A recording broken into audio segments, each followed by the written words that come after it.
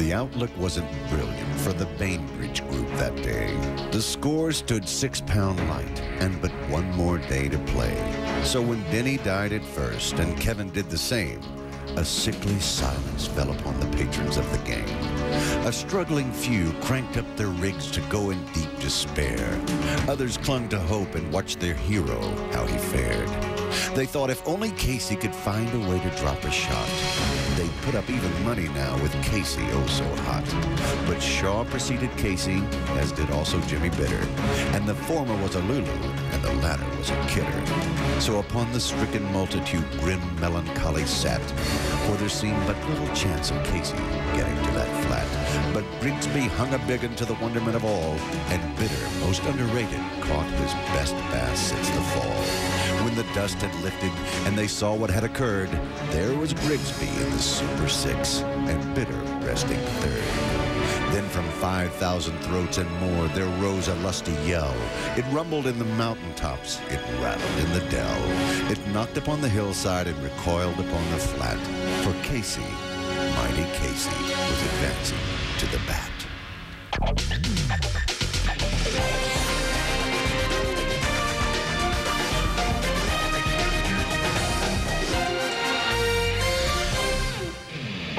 The Citgo Bassmaster Tournament Trail is presented by Busch. The Citgo Bassmaster Tour, our third stop of the year down here at historic Lake Seminole in South Georgia. We started 2 days ago with 175-plus boats. Now we're down to 12 boats. The pros trying to make it into the top 6. Gary Klein leading the way today, Gary, and I guess job one is make it into the top 6. But since you got the 3-pound lead, why not just run up the score?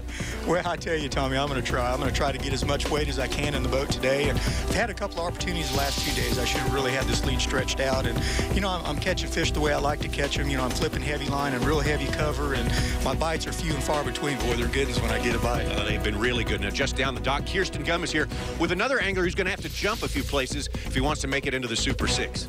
Yeah, Tommy, it seems like Shaw Grigsby's going to have to play a little leapfrog to get up there in the top 6. You have your work cut out for you today. Absolutely. But this is an incredible lake. I mean, you can go out any day and catch 2 or 3 in those 8, 9, 10-pound range. So I'm looking forward to it. I actually saw one here a couple years ago, about 13 pounds. So you never know what happens out here. How good are you at magic? You gonna pull a 15-pounder out of your sleeve? I think I used up all my blessings yesterday, but we'll just see. Well, Shaw and Gary, they're ready to go in the field of 175 pros, as we just said, plus the 175 amateurs have been cut to just 12 in each group. They are paired together today. The pros attempting to make the Super 6 tomorrow. The weights you see here reflect 2 days of fishing competition. They keep those weights, and those weights are showing us, Jerry, as you join us for the analysis here, that Lake Seminole is back. I think we got that idea last year. Last year, Ike Nully won this event, and he accomplished it with a crankbait, but so far this year, all we've seen is guys flipping bushes, like Gary Klein and his partner here, Kimball Brown, are doing. And another technique completely opposite from this, drop shot, light line, deep water. We'll see a little bit of that later on. But as you can tell, the first method is adding to Klein's total. Gary's getting very few strikes all week long. He's had maybe 4 or 5 a day, but boy, they've been good ones. Here we go with Kotaro Kiriyama. And this is drop shot. And boy, Tommy, we're going to talk a lot about that today. And of course, that is a method of putting your weight on the end of your line. You're fishing probably with 8-pound test line. You put the weight right on the bottom of your line, and you tie your hook up maybe 18, maybe 24 inches above that weight, and use a little small finesse worm to attract a fish. Good job, Coach. Good job. Oh, my God. 4, baby. You think he's happy? Well, that's the kind of stuff that will keep Kotaro Kiriyama with us tomorrow as we move from 25 feet of water to 2 feet of water, and Kiriyama's 8-pound test line to Gary Klein's 80-pound test line.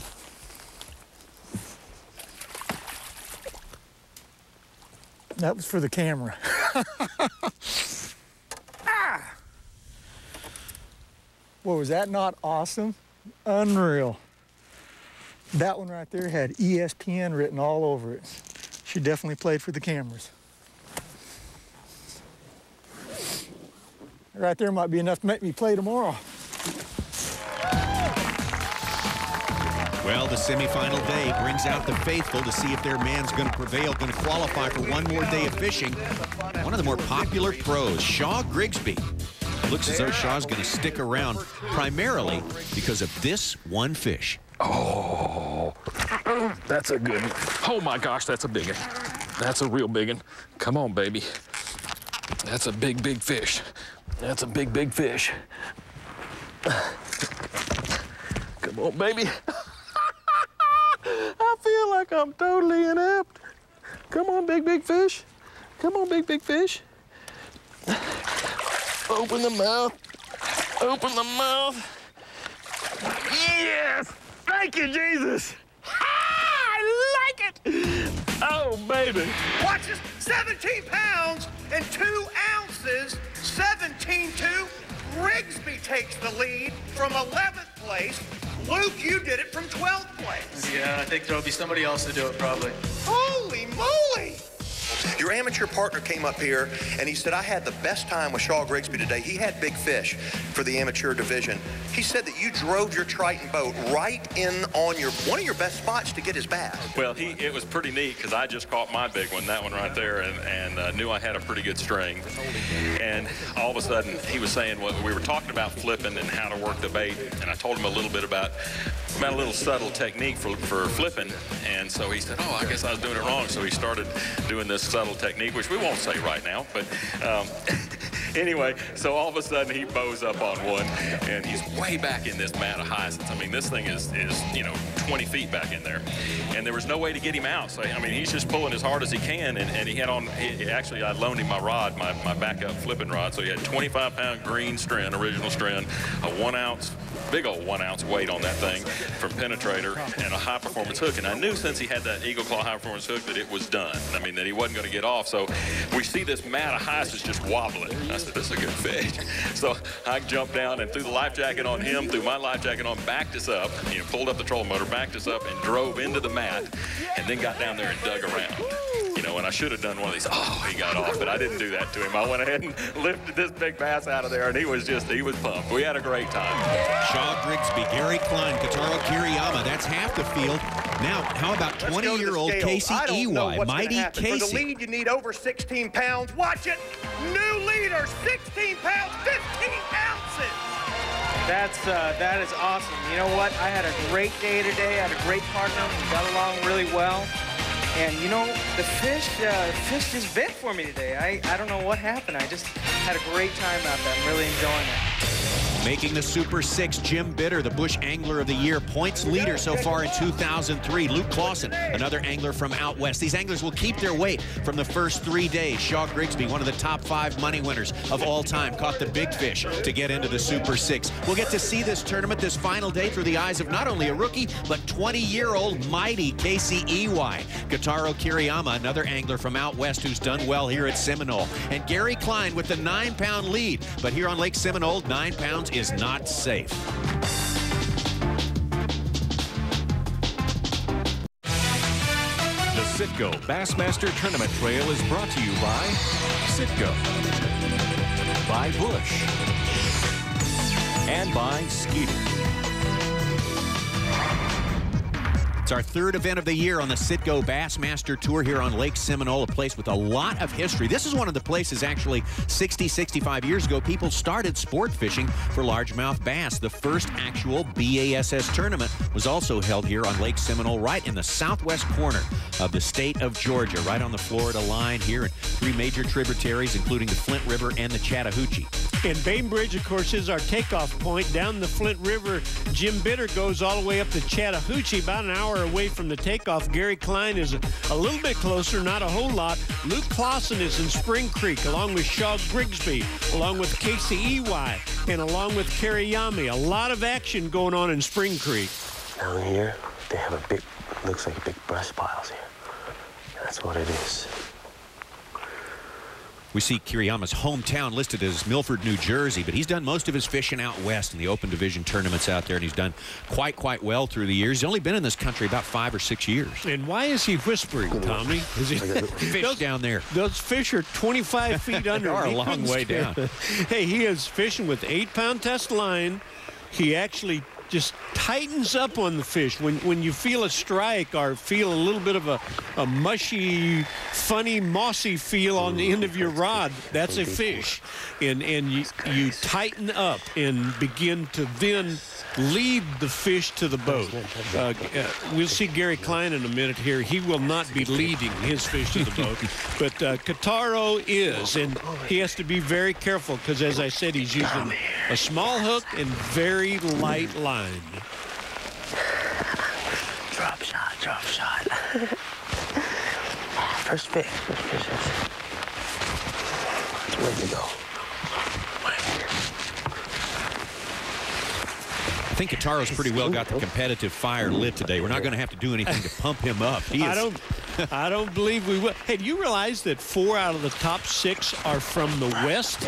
Because you could say Gary Klein is from the West. I don't want to cause any trouble, but that is a fact. We got some tough guys out there. One just had it right there off that stick, and I missed it. God. Man, another advantage to a drop shot is when a fish hits it and then drops it, he will normally not run away from it. He might just come back there and hit it again. Look, no hook set here. Just tighten up. Get a bow in your rod and the slack out of your line. I finally came back and grabbed it. Whew. It feels good to get my fingers a little stinky here. It was a long time coming. Well, basically what this is right in front of me, there's a kind of a depression. I'm sitting in about 30 feet of water right here. And right about where I'm casting, right at that post, it comes up to about 24 feet. And the fish seem to be sitting right on that ledge. And another thing that's kind of holding them here is I've noticed that just by fishing this area, there's certain spots that have a little bit more brush or have some kind of lay down on them. There he is.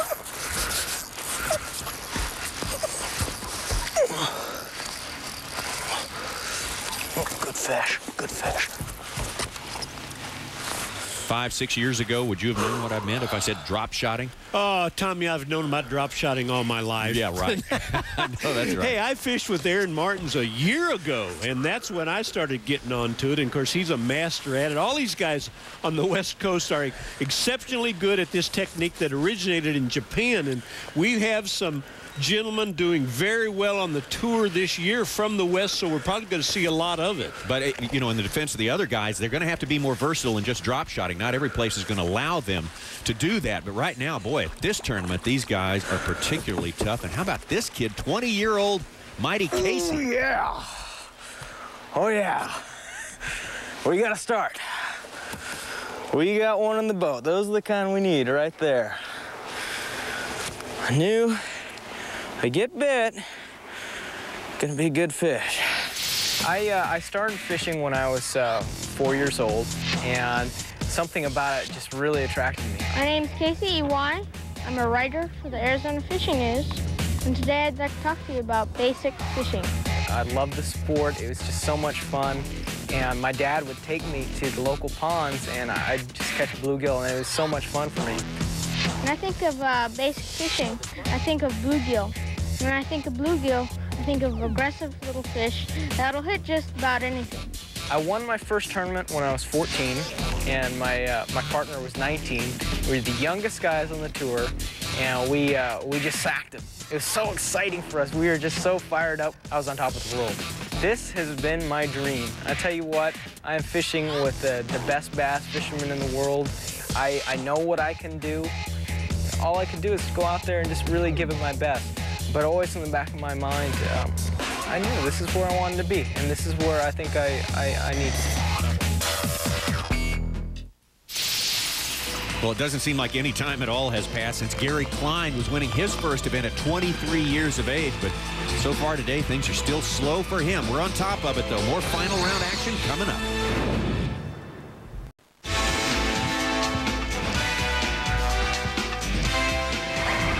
Citgo Bassmaster Tour event continues from Lake Seminole, Bainbridge, Georgia, here amid the Spanish moss and the beautiful old homes. The very first ever Bassmaster Tour event was held here in the southwest corner of Georgia back in 1968. We're watching Shaw Grigsby fishing a little pond off Spring Creek. He's throwing a lipless crankbait. Oh, nice one. Oh, yeah. Oh, yeah. Take your time. Take your time. 3, 2. Holy smoly. That's a nice bass now. You are the man. Hello, little fella. I'm gonna let you go, trust me. Whew. Did he like this diamond shad? I mean, you talk about hooking gentle. Oh, he sucked it down. No, don't hook. There you go, fella. God, look how fat female that is. And what happened was I made this cast down the edge and I could see this little point of grass of hydrilla sticking out just deep. So I could see the darkness of it. And I reeled up when I got right to it. He just hammered it. So, I mean, that's the importance of sunglasses that a lot of people don't even think about, is having them for the cloudy and rainy days, too.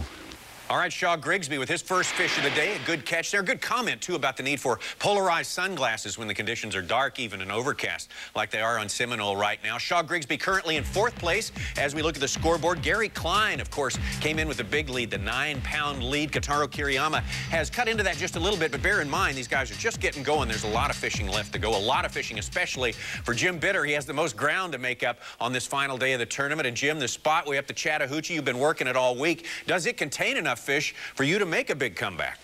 I'm sure there's some more in here, but, you know, it's such a painstaking adventure trying to find those big ones. I don't know if I'm going to have time to locate enough big ones a day to overcome Gary. He's got such a lead on us.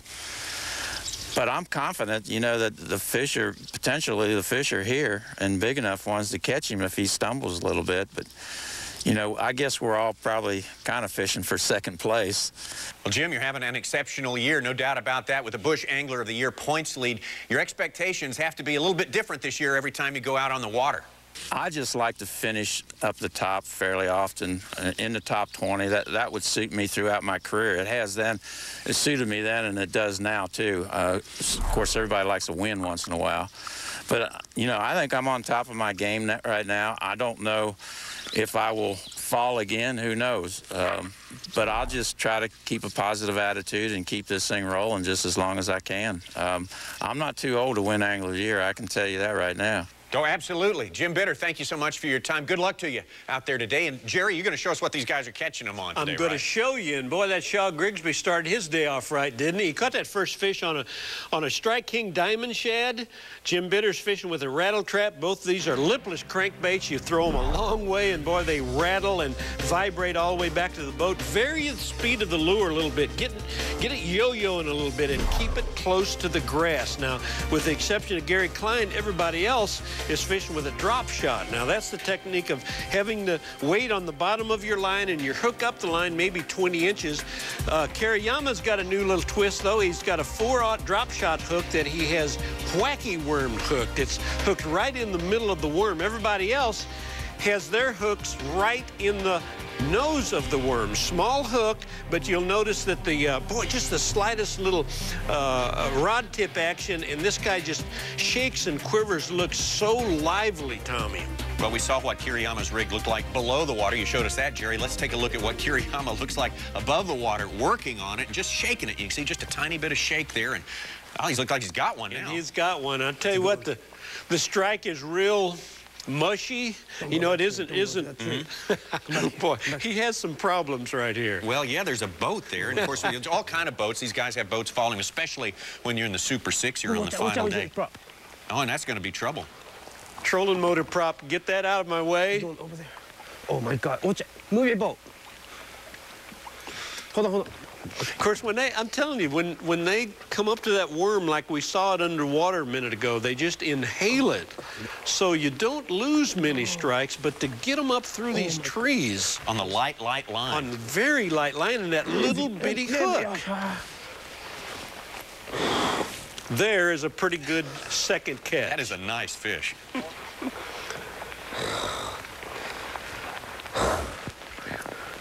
It's a happy boy right there. I get stuck in the tin.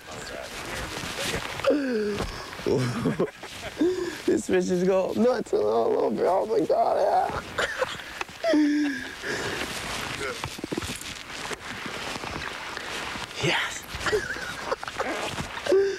All right. I knew it. The whole deal. Slow down, you know, slow down. I was waiting for second fish long time. Oh, boy. See, like right here, I'm trying to fish more of the permanent stuff. You can see this outer edge here is more wind-blown stuff that's drifting around. The wind's blowing it in. You can tell that it's not permanently attached like that stuff there that I'm trying to throw into.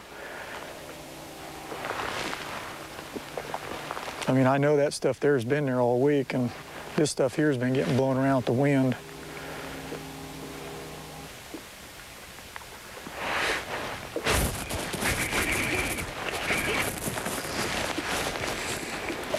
Not big, but by gosh, I know this one's 12 inches. Well, that's a keeper, and with that one, Gary Klein begins the task of protecting that lead.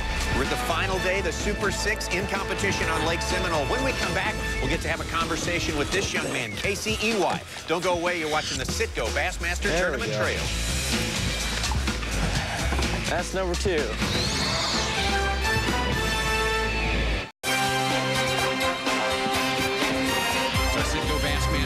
Event on Lake Seminole. What you're looking at right now is the spinnerbait of Shaw Grigsby, fishing in a pond off the mouth of Spring Creek. Got him. Oh, yeah. Oh, yeah. He gets this one in, and he does. It's the third fish of the day for Shaw. Look at this. Trailer hook. People say, don't use trailer hooks. Ooh, always. Look at that. It's a giant bass, too. The angler who's made the longest trip is this man, Jim Bitter, in a slough off the Chattahoochee River. And he's fishing with a baby brush hog, Tommy. This is the first fish Jim has caught today. Tara Kiriyama drop shotting today, of course. He's got his limit. He's really been catching some good fish all day long. And he's very close to Rattlesnake Point. As a matter of fact, all of our drop shotters are in that area.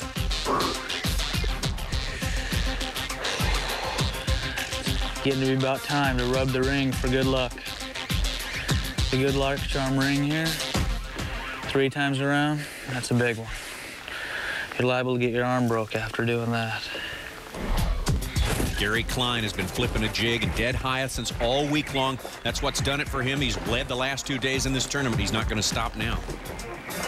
Let's just say I'm pretty tight right now because I know I got to keep catching them.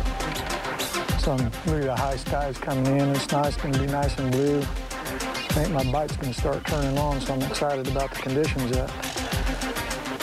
I've been fishing. I'm going to save a little place. I've been saving a little place just right up the river here. I'm going to run up and sneak in there and spend about 30 minutes and see if I can't fill my limit out in there and then go back down and fish my key stretch starting about 11:30. Luke Clausen, of course, is one of those drop shotters who's fishing close to Rattlesnake Point. And Luke is only 24 years old. This is 2 young whippersnappers we have in here, Tommy. Most of these top 6 days, he would be the youngest guy. Not today. The ring's starting to work. They're going to get bigger, though. I'm bending my hooks a little bit. Whether it's when I'm taking the hook out of the fish's mouth or when I'm bringing the fish in. But one of the things I've noticed with light wire hooks is I believe they give the bait a little bit better action.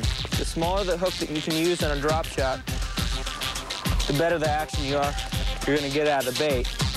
Casey Ey is our tour rookie from Arizona, and this is the day that he has been pointing to ever since he was old enough to pick up a fishing rod. And it's all happening to him in Spring Creek like the other drop shotters. He's near the Rattlesnake Point area. Every one of our anglers are fishing fairly close to where they started the day out at. And this fish, if he wrestles into the boat, will be his 4th fish of the day. Isn't it fun seeing him run around the boat? I love the wrestling. That's what's entertainment to me, the light line and the big fish. Out there in the deeper water, you can do that, but boy, you'll notice these guys always want to work their way back to the trolling motor. It's a real security blanket for them to be able to reach out there with their foot and to be able to control the boat. And as you say, with the light line and in this water, it is important that they control their boat.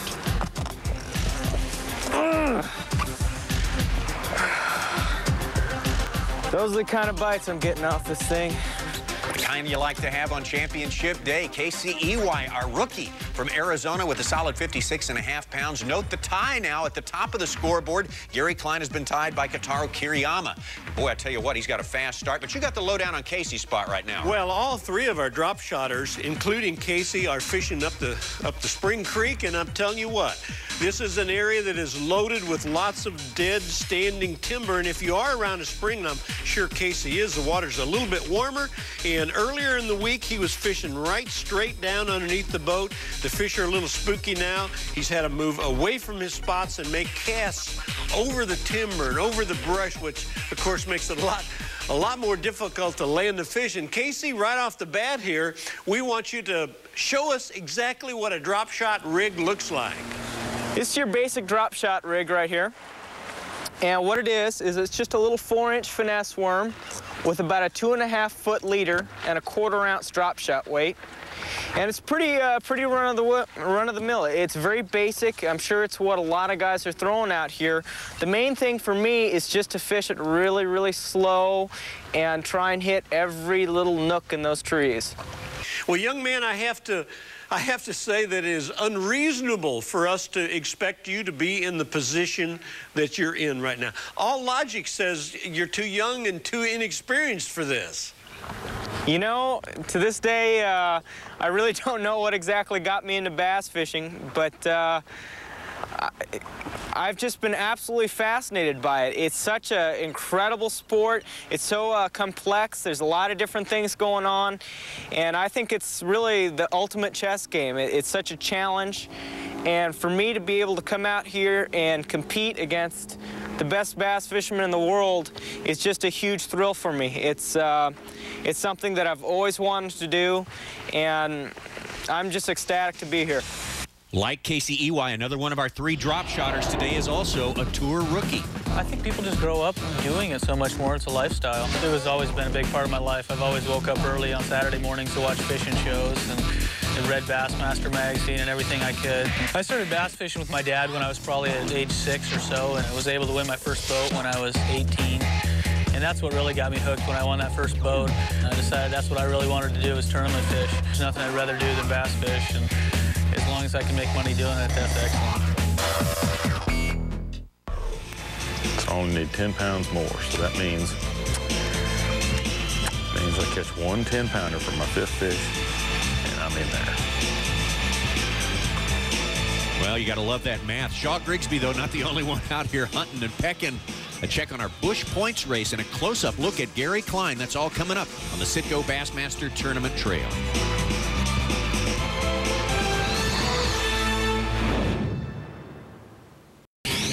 The Citgo Bassmaster Tournament Trail is brought to you by Chevy Trucks, by Mercury, and by Diamond Cut Jeans. Welcome back to the Citgo Bassmaster Tournament Trail here on Lake Seminole in Bainbridge, Georgia.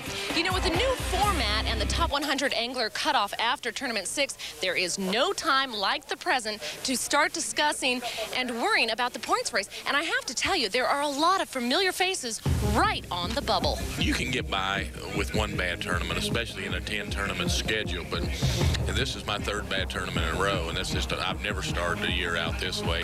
And you don't know, I've won 4 in a row before. Maybe I'll win the next 7 in a row and get back in the race. I think probably one of the things that's helped me be successful is I don't think about the money, and I don't really think about the points. I just go out there and fish. A lot of people say that, but I don't think many people do it. I'm attempting. I don't know if I'm going to be successful because it's really been a struggle so far to really change a lot of the way I fished in the last 30 years. I'm fighting my ego constantly. Every hour that goes by and I'm not catching fish, I really said, man, you need to go back to the way you used to fish. And but I told myself I'm going to give it a year, and if I can't make some progress, then I'll go back. Very important for all the anglers to try to make that cutoff, but especially for the West Coast anglers. Remember, the cutoff comes right before the 2 tournaments in California, and if they want to show their stuff on their turf, they better step it up a notch. They only have 3 tournaments left.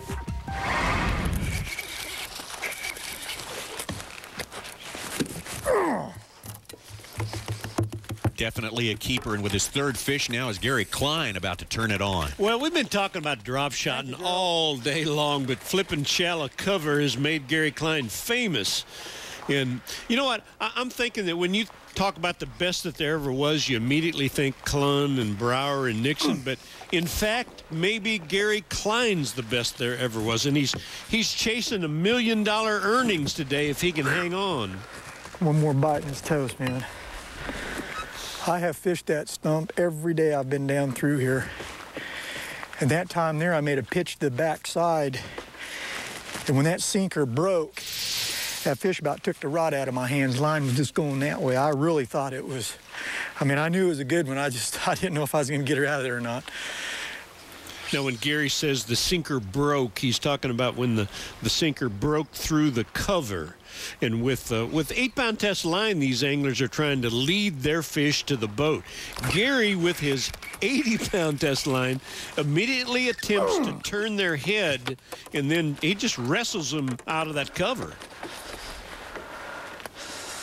Well, that's not a big one. That may have done it for me right there. Whew. Gary is banking on that water temp coming up just a little bit around that grass, especially in the second half of the day. It's starting. It's 11 o'clock. Yeah, buddy, man.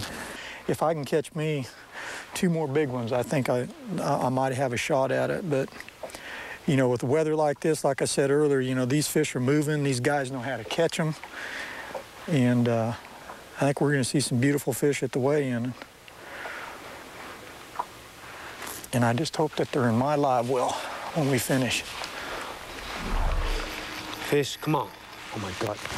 Kotaro Kiriyama, he may be one of the better anglers that a lot of fishing fans don't know or haven't even heard of in some cases. He's been fishing since about '98 over here, but has amassed a good career. He's been to the Bassmasters Classic 3 times, finished 4th place back in 2000. And I think his English is really good. And of course, that's one of the things that the fishermen from Japan struggle with when they first come over here. But Kotaro, I think, does a great job. This is a heck of a fisherman. He's gonna win one of these events someday.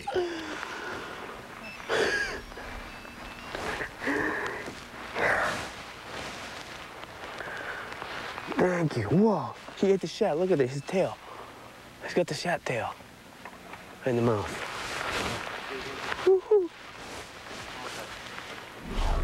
Casey EY is our tour rookie from Arizona, and this is the day that he has been pointing to ever since he was old enough to pick up a fishing rod. If you're keen to fish from the day you're born, it doesn't matter where you're born, where you come up. My last word about drop shot here. I have to say one more thing about it. I indicated earlier that I thought the strikes were kind of mushy, or like you suddenly had a piece of moss on the line. If you were fishing with a bobber out there, I think the bobber, when you got a strike, would not go down. It would just begin to move off. So what I'm saying is the fish are just coming up to that bait and just inhaling it and just slowly moving off. So think about that when you try this method, because it's such a productive way to catch fish. Yes, that's number 5. Whew. We got her. We got her, we got her. I got 2 little babies in there. We got to get rid of those guys. And we got to get something over 5. Whew. All right. Thank you to the fish gods. Well, what will the fish gods do? Will they stay with Gary Klein? Will they help Kotaro Kiriyama or maybe even Casey EY pull it out as we get closer and closer to the wire? And now the monofilament came hurtling through the air, and Casey stood watching it in haughty grandeur there. Close by, a gawking spectator caught glimpses of his style. "That ain't my way," said Casey. Strike 1, the bass god smiled.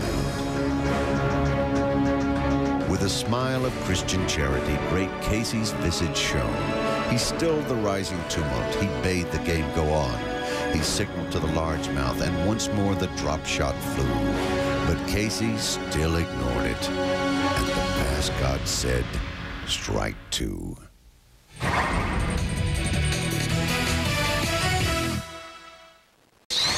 Welcome back to the Citgo Bassmaster Tournament Trail, our big tour event on Lake Seminole, and things are moving at a high rate of speed, just like this rattle trap here. Only 45 minutes of angling left for these fishermen. And Jim Bitter's been throwing a little small brush hog or a rattle trap all day long. Like we said before, if you fish a rattle trap, make sure it's near the grass. And even at this late stage in the game, Seminole has what it takes to help Jim pull it out. There he is. Big mama, too.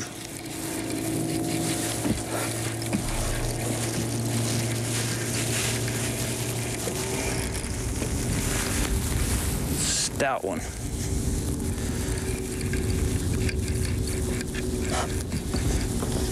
We haven't heard much from Jim Bitter today, but he is the Bush Points leader for Bush Angler of the Year. He was due to make some noise.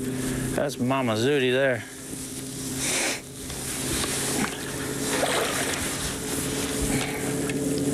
Come on, come on, come on. You know, I think it's amazing how a bass can chase that rattle trap down and swallow it. Just look, the bait is out of sight in that fish's mouth. Did you put that hook in my hand, man? How's that for a post fish? That one wasn't coming off either. All right. That's a good second fish.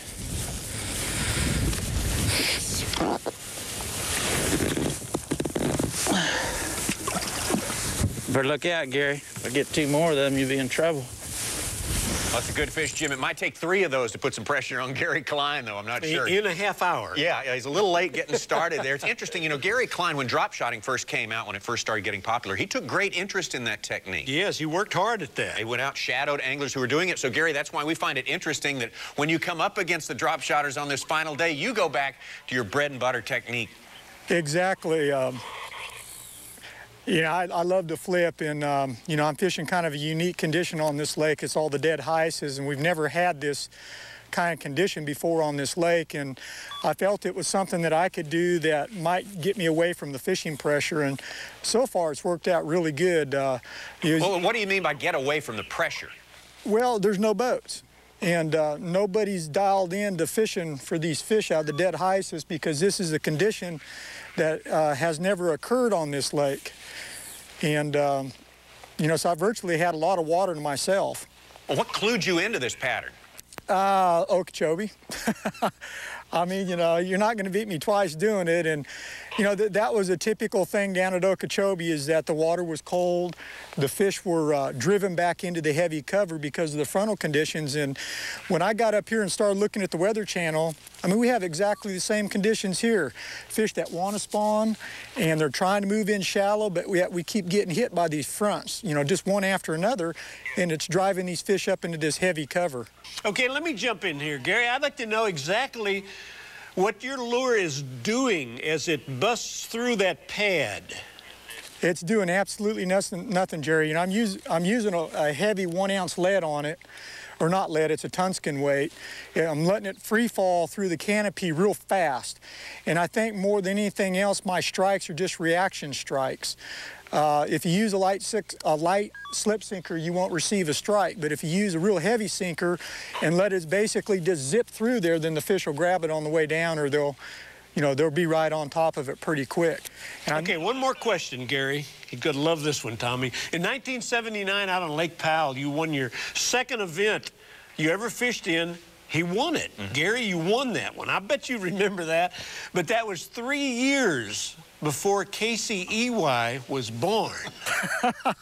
And here he is competing in the finals. Isn't that really goes to show, you know, how this sport has really come along, and it really makes me feel good, though, to see the young guys, you know, brought up and read about Bassmasters and bass fishing competitive, and man, you know, they're trying to make their careers at it too, and it's really rewarding to me to see them try to, or you know, follow in my footsteps. Most of the fish I've caught off this thing.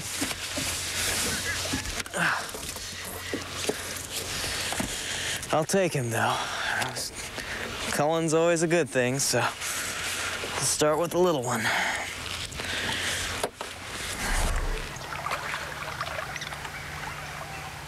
Oh, yes. Yes, and he stayed on. Yes, yes. Can you believe that's what you call a Magnum hook set? Came off on the hook set into the boat. Wait a minute, ready? Score! Yes! That's why you whack them hard right there. Launch them and let them land in the boat, and then you can count him. Now, if he had skipped right on out of the boat, that'd have been a sad person. Well, Shaw probably realizing the inevitable there, but still he's having a good time. And you know what? I think Gary's realizing something special is going on here, too. He realizes that he might be the 7th angler to go over the $1 million mark today in earnings, and Shaw Grigsby is one of those, of course. That fish right there may have just clinched it. Come on, don't break off, don't break off. We gotta get there. He's over there, he's over there. This guy's not giving up. In fact, Kitaro Kiriyama has been our fish-catching machine for today. Someone needs to go over there and tell him that Gary Klein has wrapped it up. You do that, okay? He does not know it. You're right. He's been so consistent today. He's caught all of his fish in deep water, about the same depth. They've been about the same size, and he's caught them consistently all through the day. No. Got him.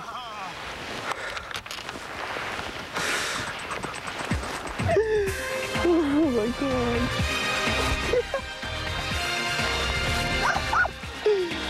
That's a bass. That's a bass, huh?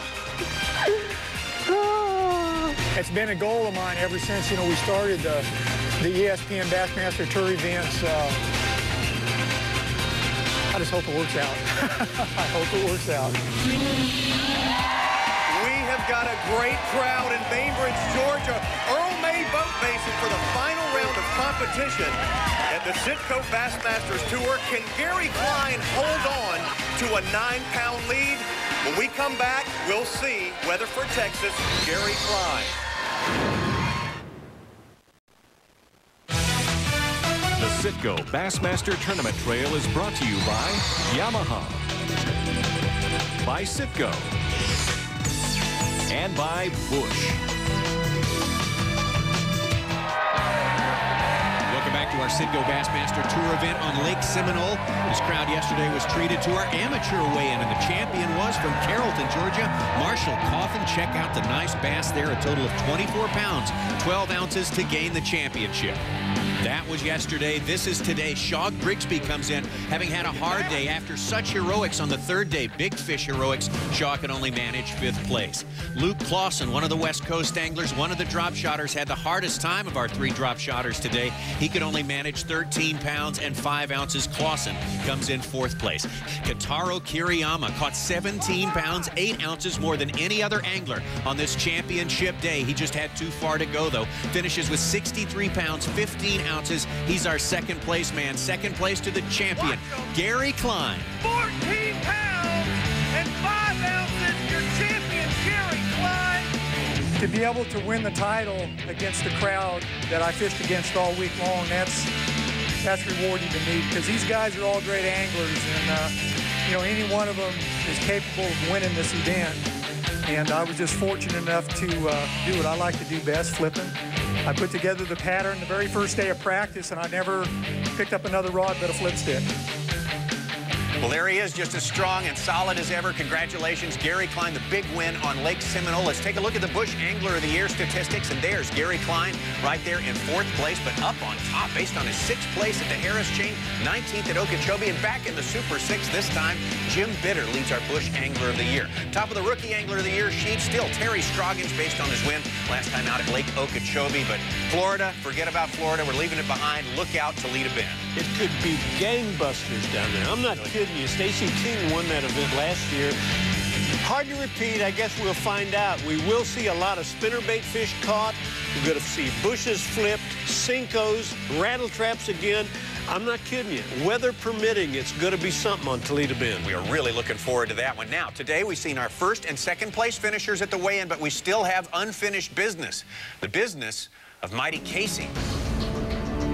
Fraud, cried the maddened thousands. An echo answered fraud. But one scornful look from Casey, and the audience was awed. They saw his face grow stern and cold. They saw his muscles strain, and they knew that Casey wouldn't let that bass go by again. The sneer is gone from Casey's lip. To lose is what he hates. He positions his boat with expertise. He casts, and then he waits. And now the bass, it holds the bait. And now he lets it go. And now the air is shattered by the force of Casey's blow. Oh, somewhere in this favored land, the sun is shining bright. The band playing somewhere, and somewhere hearts are light. And somewhere men are cranking, and somewhere children shout. But there is no joy in Bainbridge. Mighty Casey has struck out.